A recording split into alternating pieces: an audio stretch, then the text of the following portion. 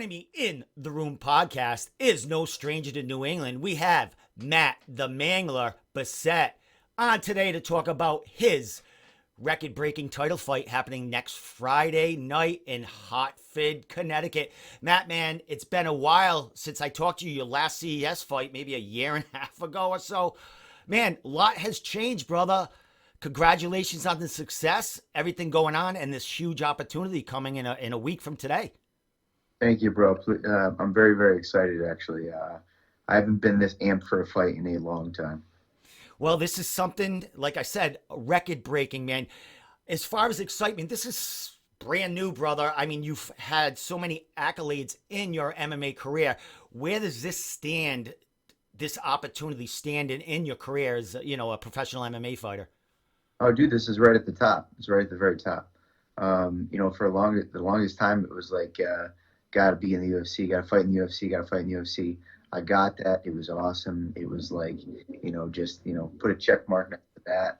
I mean, I could sit here and list all the credentials and stuff, but nobody's ever held two simultaneous belts in the premier organization in the Northeast in CES, and they have a world championship too. So I'd be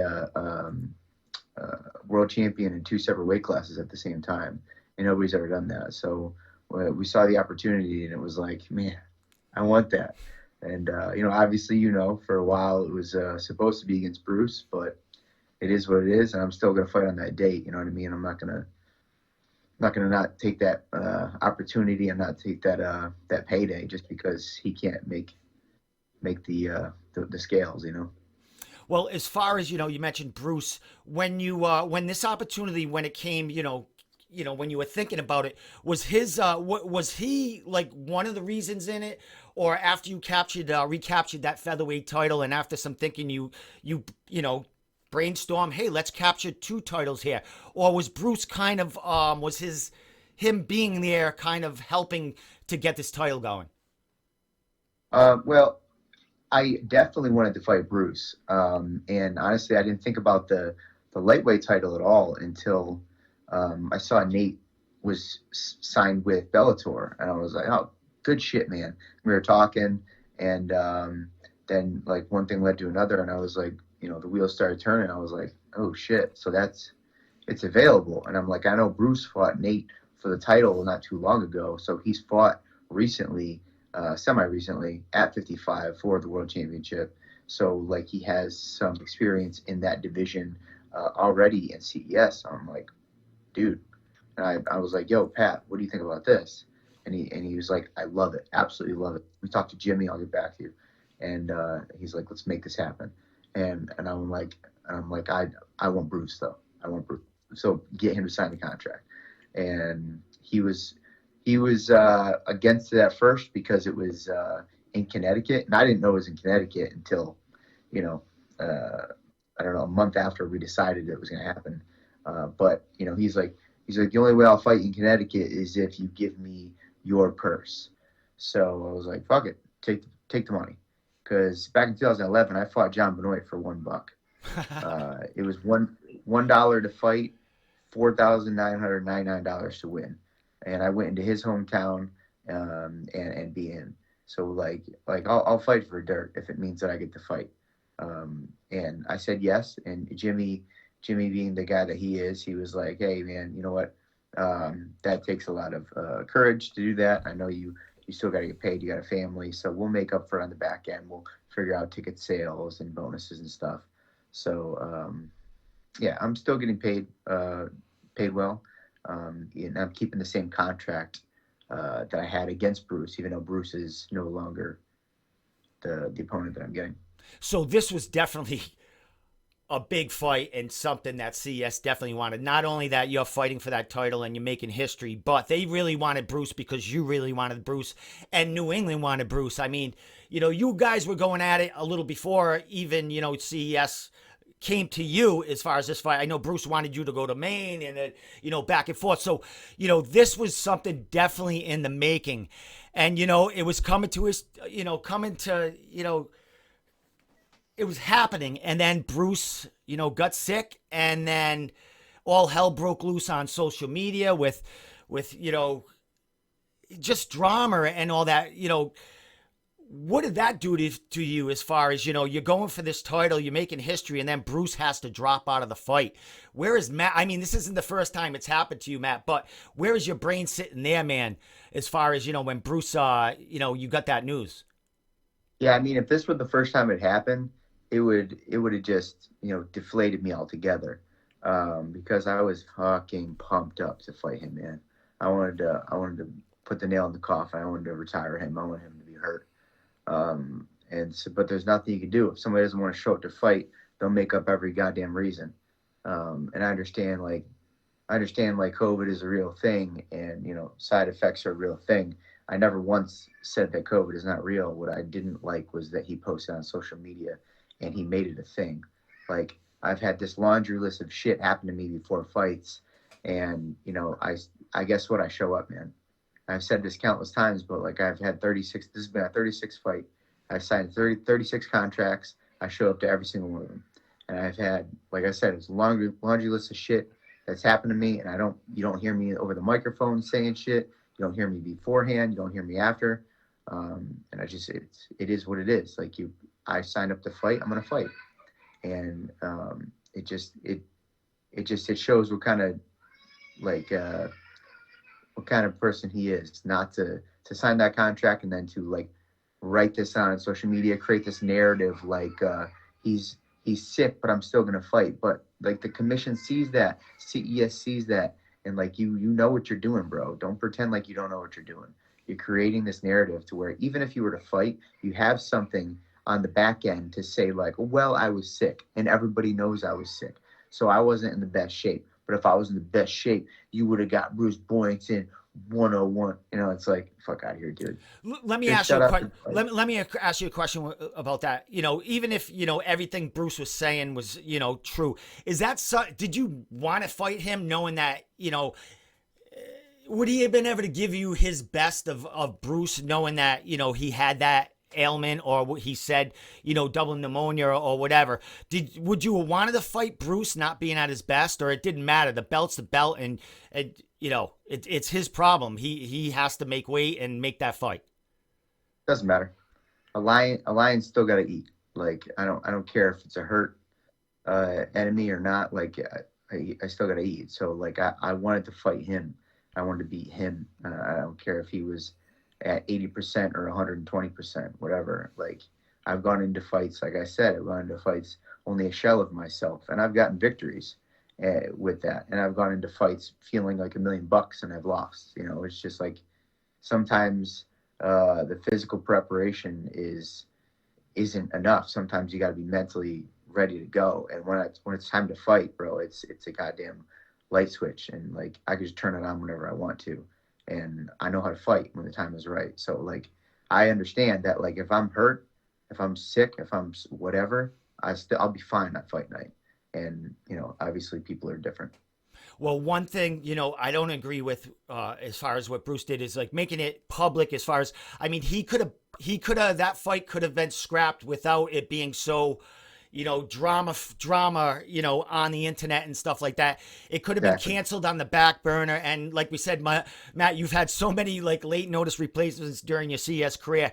It would have been a real hit for, the New England community, but the real prize is getting that belt. So let's talk about it, man. You're going for that belt. Matt, how many times, what I looked up on Tapology, I've seen you fight at catch weights in the past, but it looks like for CES, you might have fought only one time at lightweight, and that might have been because it was a late notice opponent for you again. Is that correct? How many times have you fought at lightweight? Well, if you look at my record, my first fight at 145 was probably like 2012 or 2013 or something like that.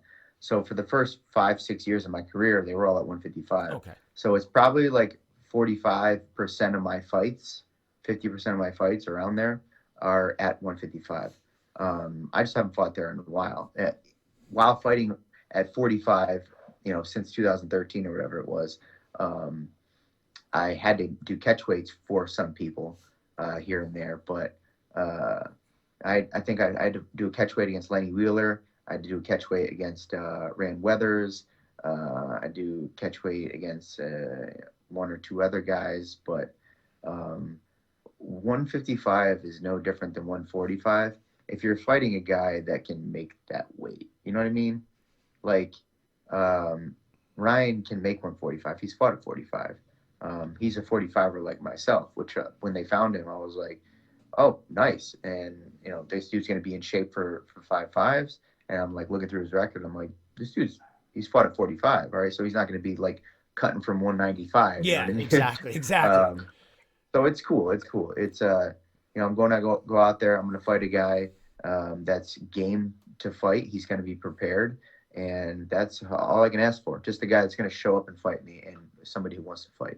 Well, let's talk a little bit about him. He's 12-7. He's got a 2-fight winning streak. He's from Hawaii. Most of his fights are from the Hawaii. I think he's fought for Bellator. Might have a victory for Bellator, but most of his fights are in Hawaii and stuff like that. How'd they come up with him? Was he just? I mean, we got 2 weeks or so to find you an opponent, and get him in there. How did they find him? And I mean, he's a quality opponent, like you said.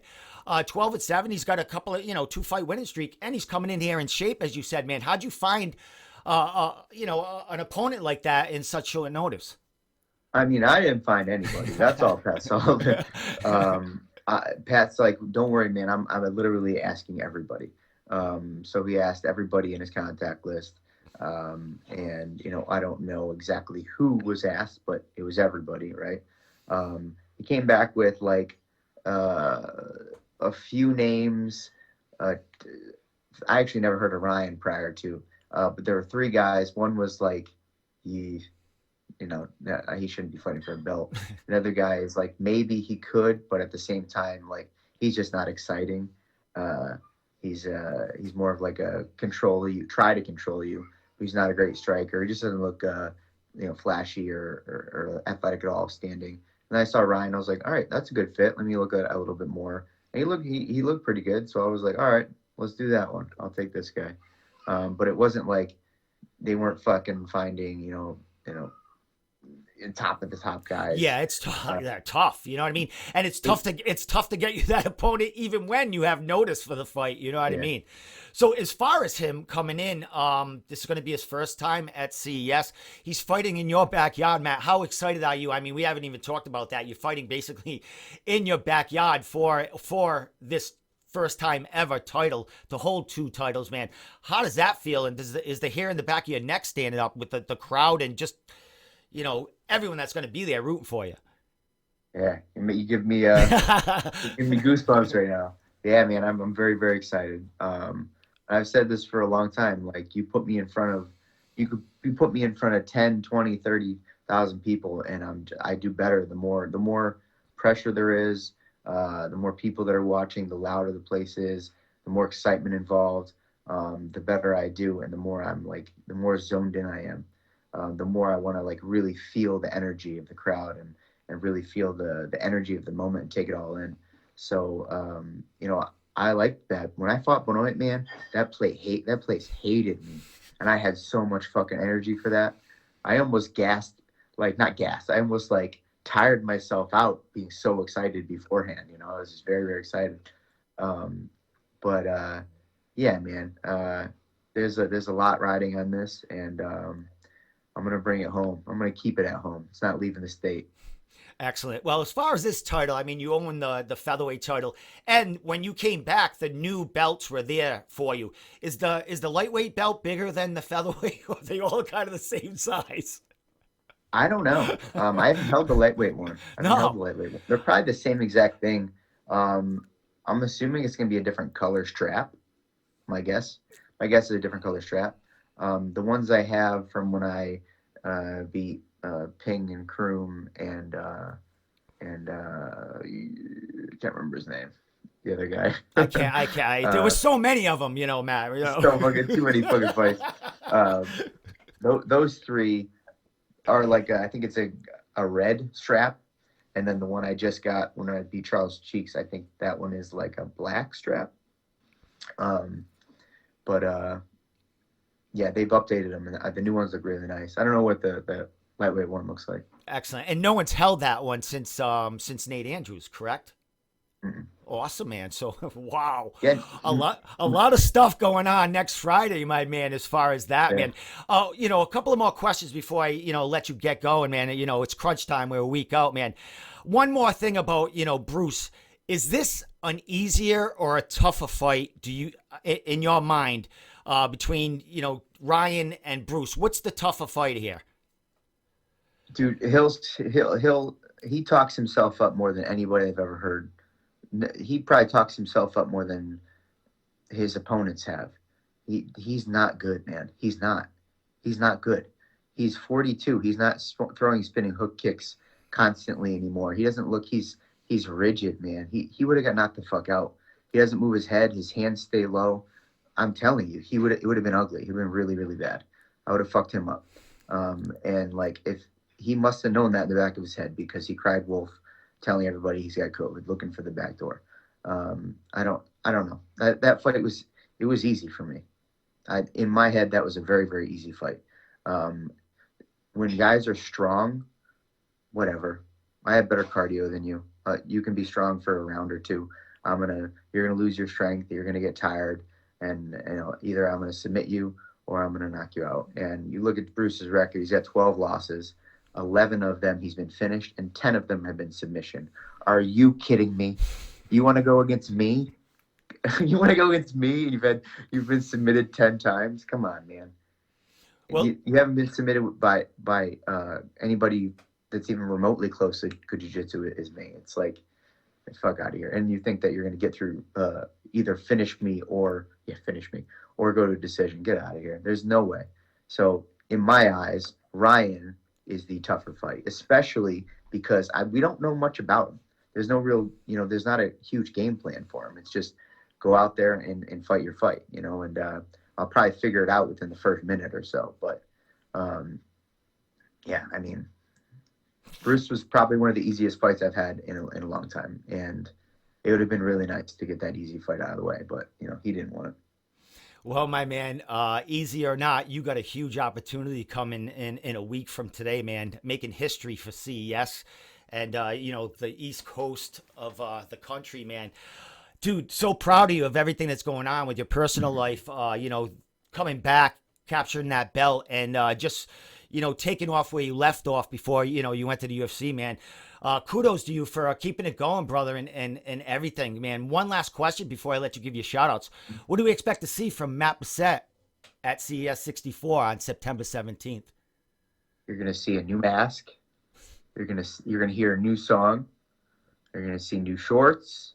You're going to see a new Matt Bessette, and you're going to see a lot of flash. You're going to see the most in-shape Matt Bessette you've ever seen. My cardio is the tits right now. Yeah, it's another reason why, like, what a good move it was for him to look for the back door. He wasn't going to be in this kind of shape. There's no fucking way he was. So, I'm amped to fight, man. Like, I didn't take this for granted. I prepared like it was like the be all end all, no bigger fight. So, which is what I usually do, but this one I really treated that way. And just because Bruce is no longer the opponent doesn't mean that I slacked off the last couple of weeks. I just made it worse because I was pissed off that he's no longer there. So I'm ready, man. Buy your tickets, show up, watch me make this dude bleed. Well, dude, if you can't make it out there, people, it will be on Fight Pass. He'll be headlining main event, man. And Matt, man, we can't wait to watch it and blow the roof off that place, man, and make history at the same time, bro. So congratulations again, brother, man. So shout out anything, social media, how to get tickets, anything else you want to throw out there, and I'll let you get back to your nap. Yeah, you guys. I mean, if you're listening to this, you follow me on social media. I'll continue to post the link if you'd like to still get tickets if you haven't yet. But I know that there's probably around. I mean, I don't even know the final number yet because I don't know what it looks like online for ticket sales. But I sold 315 tickets the first 4 days that I had them, and then I was just like, "Fuck this! I'm not doing this anymore." So I just kept on giving people the online code. But like people are excited, they understand what's up for grabs here. So it's going to be a massive night, and I'm obviously very, very, very, very, very thankful for all of the support that's been around for what, almost 14 years now. So hell yeah, man, we're gonna make it a great night. Thank you to my sponsors. I have 25 of them. I have 25 of them. Jesus. It's so like who else has that, No man? one. That's I get that's 14 years of the love right there, bro. 14 years of love. exactly. That's exactly what it is. It's not even like I'm my own manager right now too. Like I'm not going out there and like pitching to everybody. They come to me, and it's like people don't get that. I have a lot of great sponsors, a lot of selfless people that understand that like they can get some money back from this, but for the most part, they're here for me. And like you just don't get that with a lot of companies, and the ones that back me are fucking truly, truly great people. So check. I got a ton of shirts made. You guys already have those. My fight shorts are going to show several sponsors that have been there for a while, and my banner is gonna. It's actually just got it. It came in the mail today from Lars. So and you guys hooked that up. So I'm excited to show everybody the world, show the world all these sponsors and what we got working. Excellent, man. Well, you haven't skipped a beat, brother. You're right back where you left off, man. And we're proud to have the Mangler back representing CES and the world with that one belt and two belts in another week from today, man. So congratulations, Matt, and thank you for the time today. And we'll talk after that belt is put around your waist and talk about what's next Absolutely. down the line. So have fun in a week from tonight, man, and do your thing, bro. Thank you, my friend. Hey, great talking to you, man. You too, bro. You have a good night.